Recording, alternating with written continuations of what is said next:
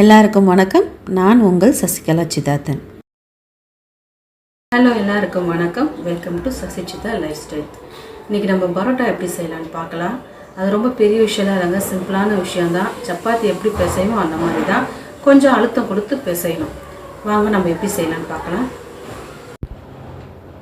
ஒரு முட்டை எடுத்துக்கோங்க, அதை உடச்சி ஊற்றிட்டு அதுக்கப்புறம் ஒரு டேபிள் ஸ்பூன் அளவு உப்பு அதை போட்டுக்கோங்க. அதுக்கப்புறம் ஒரு 1/4 ஸ்பூன் அளவு சர்க்கரை போட்டால் கொஞ்சம் டேஸ்ட் நல்லாயிருக்கும். கொஞ்சோண்டு கொஞ்சமாக பேக்கிங் சோடா போட்டுக்கலாம். பேக்கிங் சோடான்றது ஸ்பூன் கணக்கு கிடையாது, சும்மா ஒரு பிஞ்ச் அளவு, இந்த மாதிரி ஒரு பிஞ்சுன்னு சொல்லுவாங்க. இப்போ எடுத்து ஒரு பிஞ்ச் போட்டால் போதும்.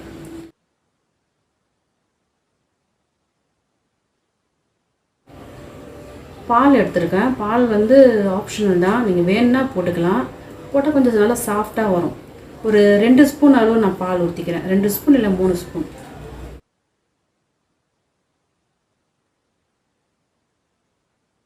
ஒரு கிளாஸ் அளவு தண்ணி ஊற்றிக்கலாம்.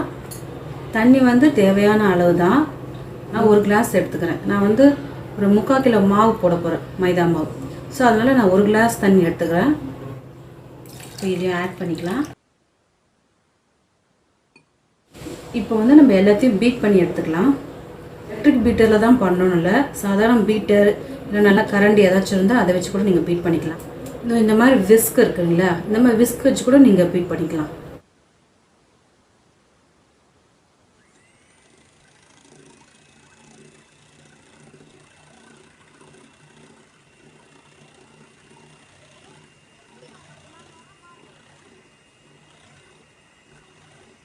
நான் 3/4 கிலோ மாவு எடுத்திருக்கேன். மைதா தான் இருக்குது. கோதுமையிலையும் செய்யலாம். நான் கோதுமையில் செஞ்சு இன்னொரு நாள் காமிக்கிறேன். இப்போ நான் மைதாவில் செய்கிறேன் பாருங்கள். 3/4 கிலோ மாவு வேறு ஒரு பாத்திரத்தில் நம்ம ஆட் பண்ணிக்கலாம். இப்போ மிக்ஸ் பண்ணி வச்சதை இந்த மாவில் ஆட் பண்ணிக்கலாம். இப்போ இது எல்லாத்தையும் சேர்த்து நல்லா கைவிடாமல் நல்லா பிசைஞ்சு விடுங்க.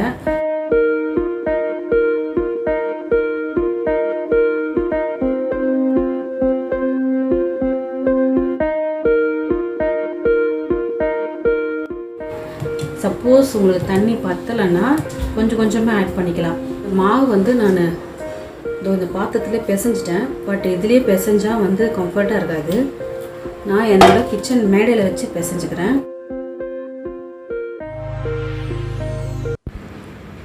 மாவில் கொஞ்சம் எண்ணெய் ஆட் பண்ணிக்கலாம். ஒரு 2-3 ஸ்பூன் நல்லா எண்ணெய் போட்டு அதுக்கப்புறம் 2 கையை போட்டு பிசைஞ்சு எடுங்க.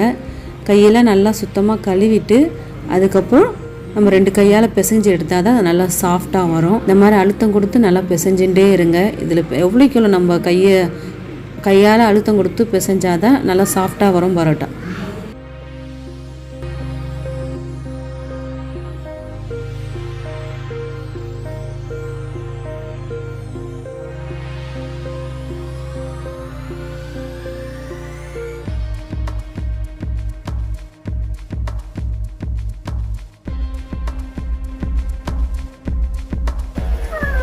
அதான் பிசைஞ்சாச்சு. இதை நம்ம 1 hour இல்லைன்னா 2 hours ஆகுது கொஞ்சம் நேரம் ஊற வைக்கணும். அதுக்கப்புறம் நம்ம மாவு உருட்டை போட்டு எப்படி செய்யணும்னு காமிக்கிறேன். ஒரு 2-3 ஸ்பூன் எண்ணெய் போட்டு அதுக்கப்புறம் அதை ஊற வச்சிடலாம்.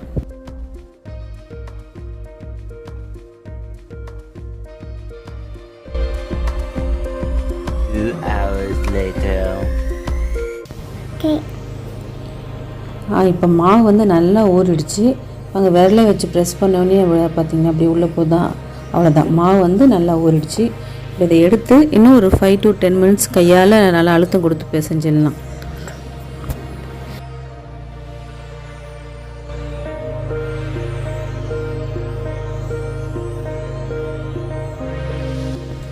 இப்போ மாவு உருண்டை போட்டுக்கலாம். ஒரு பெரிய உருண்டையாக எடுத்துகிட்டு இப்படி கையால் இப்படி நீங்கள் ப்ரெஸ் பண்ணி எடுத்தாலே அந்த உருண்டை தானாக வந்துடும். அப்படி இல்லைன்னா நீங்கள் எப்பயும் போல் சப்பாத்திக்கு உருண்டை போடுவீங்களா, அந்த மாதிரி பெரிய பெரிய சைஸாக உருண்டை போட்டுக்கலாம்.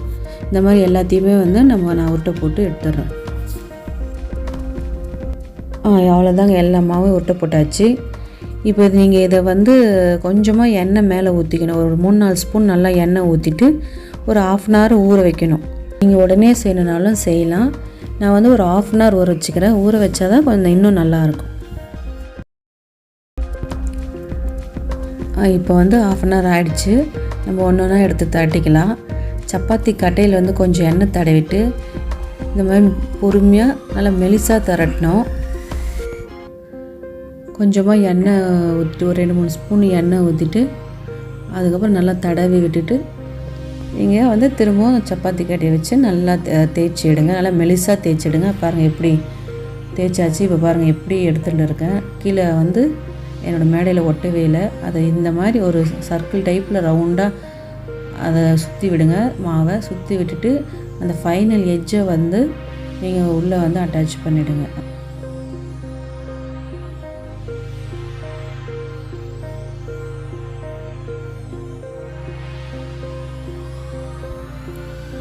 உங்களுக்கு திரும்ப நான் இன்னொன்று செஞ்சு காமிக்கிறேன். இதோ இந்த மாதிரி இன்னும் நல்லா மெலிசாக தட்டிக்கோங்க.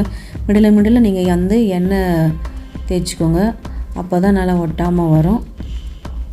இதே மாதிரி நல்லா மெலிசாக தட்டிக்கோங்க. மெலிசாக தட்டிட்டு அதை அப்படியே நீங்கள் ஸ்லோவாக எடுத்து அந்த சர்க்கிள் டைப்பில் அப்படி சுற்றி விட்டால் வேலை முடிஞ்சுது.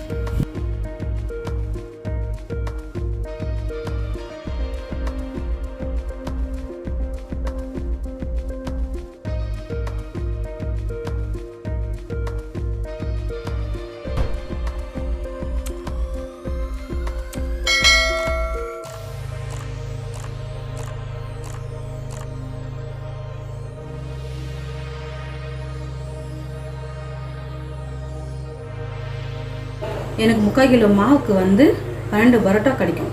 ஓகேங்களா? இப்போ இதை நம்ம திரட்டி சுட்டு எடுத்துடலாம்.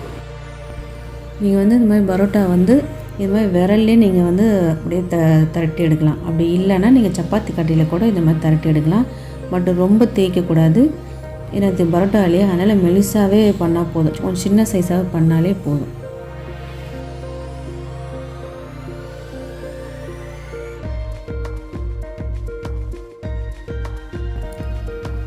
இப்போ நான் வந்து தவா வச்சுட்டு 2-3 ஸ்பூன் எண்ணெய் ஊற்றிட்டு அதுக்கு மேலே நம்ம பரோட்டாவை ஒன்று ஒன்றா வச்சு சுட்டு எடுத்துடலாம்.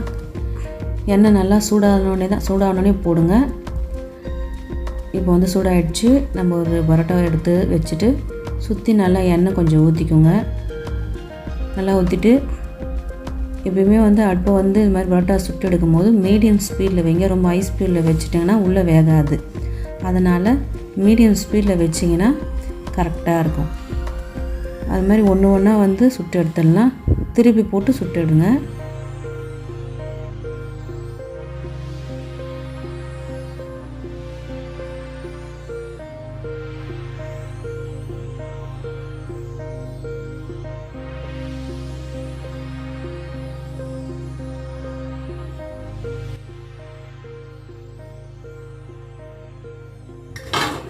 பரோட்டாவை இப்படி வச்சுட்டு கையில் இப்படி 2 கையும் சேர்ந்தாப்பில் அடித்தாதான் அது சாஃப்ட் கிடைக்கும்.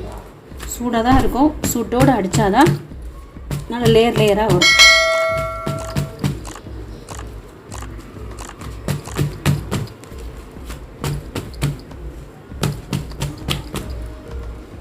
அவ்வளோதான். போதும்ல. இதுக்கு சைட் டிஷ் வந்து நான் சிக்கன் குழம்பு தான் வைக்கிறேன்.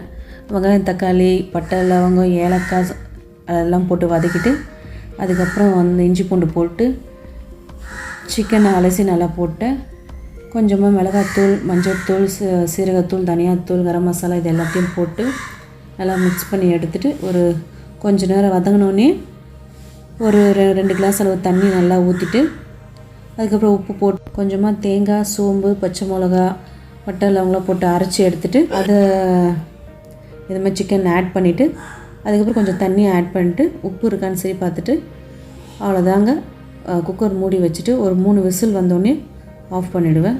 இதுக்கு சைட் டிஷ்ஷும் ரெடி ஆகிடும்.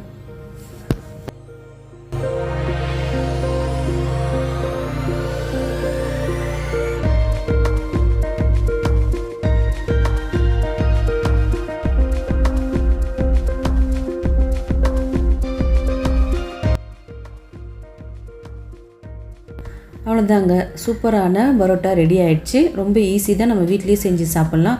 உங்களுக்கு இந்த வீடியோ பிடிச்சிருந்தால் சப்ஸ்கிரைப் பண்ணுங்கள், பெல் பட்டனை கிளிக் பண்ணுங்கள், லைக் பண்ணுங்கள், கமெண்ட் பண்ணுங்கள். பாய்.